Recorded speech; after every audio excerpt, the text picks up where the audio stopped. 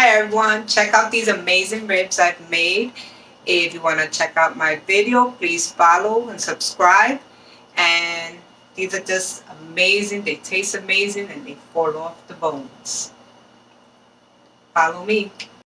So we'll start off by washing the ribs with lime. You can remove any excess fat. And I'm going to dry this out.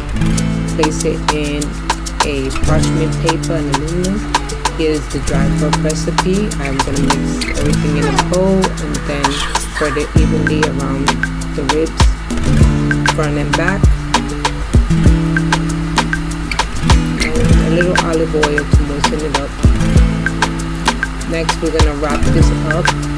We have the oven preheated to 300.